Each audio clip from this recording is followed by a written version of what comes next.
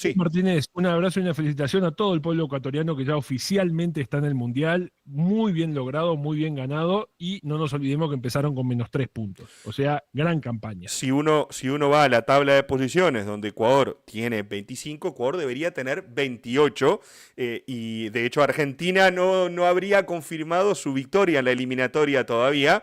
En realidad ahora sí, porque a falta de 6 por jugar tiene 7 de ventaja, pero no le hubiese ganado tan temprano, más allá de que la clasificación se hubiera dado.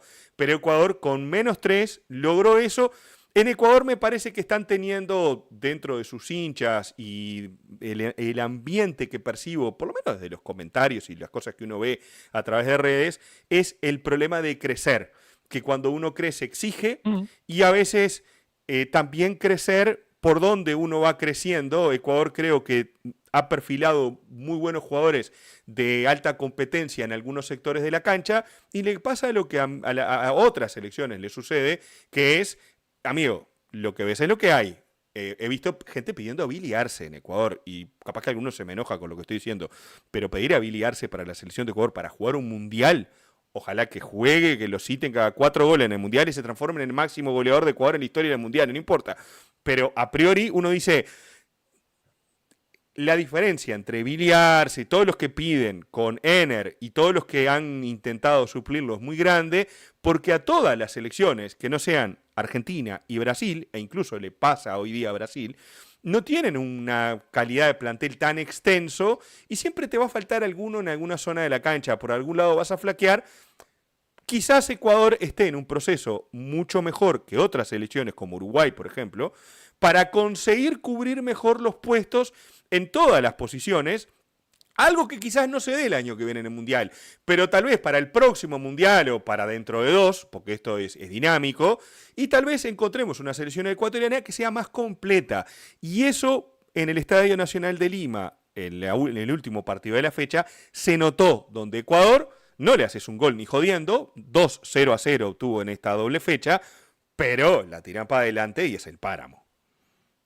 Yo te diría que si yo fuera ecuatoriano, antes que estar pidiendo a Billy Arce la selección, lo que estaría pidiendo y rogándole a la Virgencita que sucediera es que Gonzalo Plata dé un salto de calidad.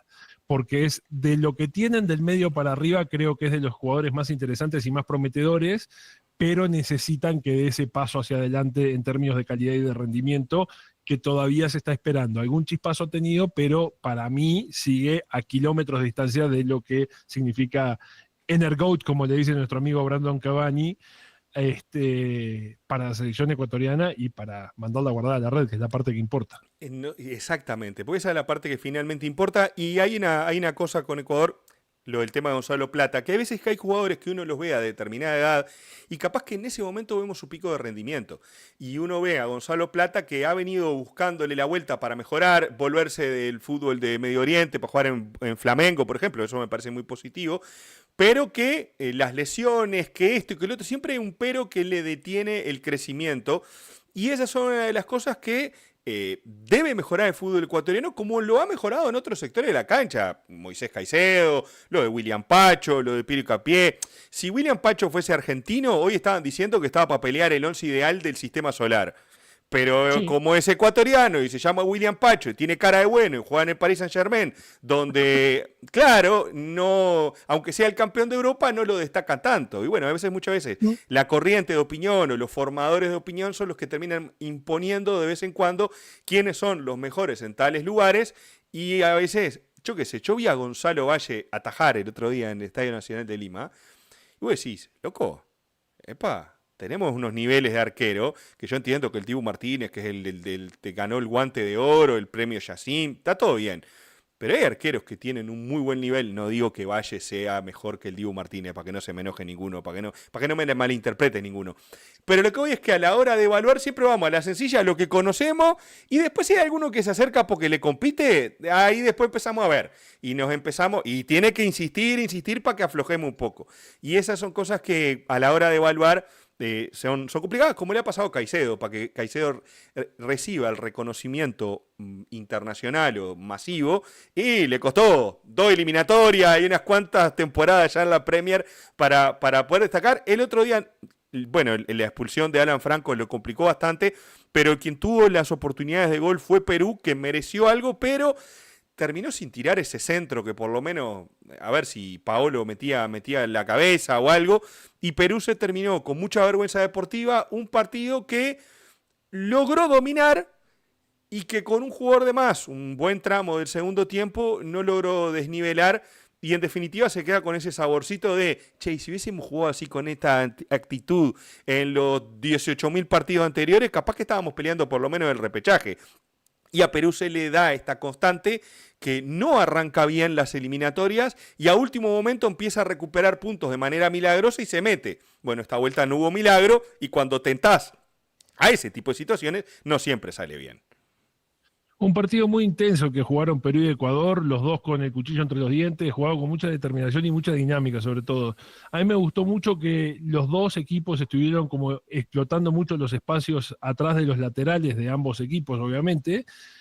El lado derecho me gustó mucho Polo por el lado de Perú, que de vuelta le faltaban esos gramitos para el kilo para mandarla a guardar cuando te queda la oportunidad, pero no siempre se puede. Es cierto que Valle tuvo mucho que ver con que esas cosas no se cuajaran. Y por el lado de Ecuador, sobre todo por el lado izquierdo y por el carril interno, el carril del 10, entre Angulo, Rodríguez y Estupiñán lograron generar cosas y lograron llegar y generaron cositas de peligro. Los dos arqueros, Gallese, que siempre suele ser confiable, y Valle, que también estoy de acuerdo que fue una buena sorpresa, tuvieron sus momentos para lucirse y tapadas importantes. Hay una de Gallese que reacciona casi que a quemarropa y la termina sacando con el pie, que es muy buena. Uh-huh. Y claro, lo que se termina viendo o con lo que uno se termina quedando cuando el resultado termina siendo 0-0 es, si vos me decís, bueno, 0-0 porque tocamos para los costados porque los dos estamos contentos con el empate, es una cosa.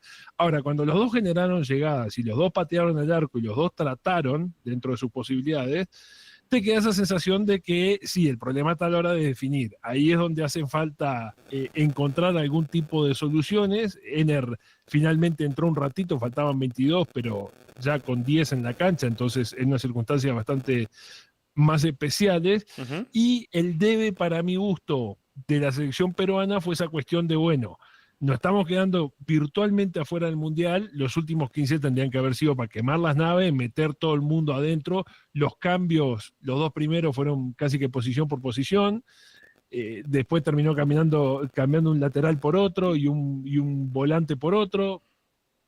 Yo hubiera tirado toda la carne al asador y si me toca perder en una contra, perderé contra Ecuador, pero necesito los 3 puntos. Ese fue como el debe, me parece. Sí, Sí, Perú desaprovechó 2 oportunidades. Creo que Ibáñez hizo 2 buenos planteamientos, tanto en Barranquilla como el otro día en Lima. Y me parece que también sintieron los muchachos de Perú el desgaste de Barranquilla. Un día menos de recuperación se siente. Y más cuando el eliminatorio no solamente juega la calidad futbolística, juega lo mental. Y juega mucho lo de esto, nos quedamos fuera, que el orgullo del país, que un montón de cosas que muchas veces no lo evaluamos en ningún tipo de análisis, que es, che, mirá que esto aparte corre por otros carriles emocionales que en el fútbol también son importantes. Y a esta selección de Perú, y quizás se le vino todo ese peso encima y no supo cómo resonó un partido que Ecuador también se defendió bien. Estoy leyendo por acá, Rodrigo, Ecuador en la eliminatoria como visitante hizo 3 goles y recibió solo 3 en 8 partidos. Ganó 2, uno de ellos en La Paz contra Bolivia en la hora, me acuerdo del gol de la Rola Rodríguez, que jugó ayer, el martes, perdón. 4 empates y 2 derrotas. Las 2 derrotas fueron 1-0 contra Brasil, con un gol en una pelota que se desvía, y 1-0 contra Argentina, un tiro libre de Messi en la hora. Entonces, estamos hablando de una selección que empató 0-0 en el Estadio Centenario, por ejemplo. Estamos hablando de una selección que defensivamente ha aportado mucho, ha mostrado su mejor versión, tanto con Félix Sánchez Vaz como con Becachese, pero que le queda el debe y de la mitad de la cancha para adelante, ¿qué? Y de la mitad de la cancha para adelante, cuando empezó la eliminatoria, me acuerdo ¿cómo es este muchacho? Kendry Páez, que le tira una moña allá arriba, creo que fue a Piquerés, en el arranque de partido, debutando con muy poca edad, y 2 años más tarde, a Kendry Páez no lo quiere nadie en la selección y se preguntan qué está haciendo ahí. ¿Cómo cambian las cosas de un proyecto de gran jugador que hoy día no es eso que se esperaba hace 2 años. Entonces cambia tanto el fútbol y cambia tanto que nosotros no podemos decir que va a pasar la semana que viene, imagínate, en el Mundial. Pero Ecuador no creo que tiene que trabajar en buscar ese 9 para mejorar el campeonato del mundo. Ecuador tiene que trabajar y tratar de mejorar y encontrar esa parte de la delantera de acá a 8 años, no solamente ahora. Y creo que es un trabajo que va por encima de los apuros del hincha. Es que lo que pasa es que yo creo que en la realidad actual, hablando pura y exclusivamente de los titulares habituales de Ecuador, yo creo que hay una distancia notoria e importante si uno evalúa Pacho, Hincapié, Estupiñán, Caicedo y Vite con todo lo que pasa del medio para adelante. Claro. En nivel, en capacidad y en rendimiento es muy notoria la distancia que hay entre esos 5 que te acabo de nombrar y todo lo demás. Entonces, si no encuentran la manera o de emparejar el nivel de las faltas en el juego colectivo, y existe la posibilidad de que se empiece a volver cada vez más cuesta arriba el tema, porque de vuelta, apostar siempre al 0 en tu arco está buenísimo, pero el día que no lo lográs, un poco lo que decíamos nosotros del partido de Uruguay y Paraguay, esa cuestión de que la esperanza era que si se mantenía el 0 en nuestro arco podíamos tener una chance. En el momento que Paraguay invocó una bocha, mi sensación por lo menos fue que se acabó el partido. Sí, algo así. Y bueno, y Ecuador tiene ese tema. Creo que dentro de lo positivo de esta selección de Ecuador es que, por ejemplo, encontró el compañero de Moisés Caicedo, que no lo tendrá para el próximo partido, pero Alan Franco, en una posición bastante abierta a la que uno espera en los partidos. Esto no es casualidad, lo que pasó el otro día contra Perú y contra Brasil, que juegue bien abierto por derecha cuando es uno de los del doble 5, pero cuando ataca él cubre ese espacio.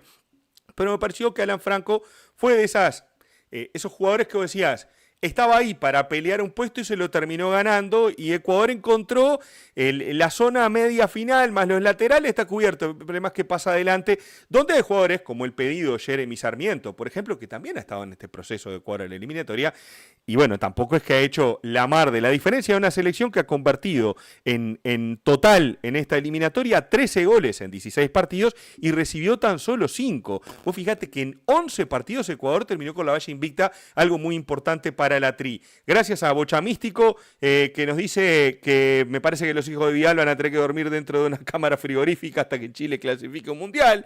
Hernán Galíndez es flor de arquero, dice Richard, si bien tiene 38 años, podría ser titular. Para mí es el titular de la selección de Ecuador. Se tuvo la mala liga que se lesionó contra Brasil en el calentamiento. Y ese es el tema, tiene 38 pirulos. ¿Cuánto más vas a exprimir ese juguito? Hasta el Mundial me parece que creo que Hernán Galíndez dice, yo juego hasta el Mundial, no me retiren antes, dice Galíndez.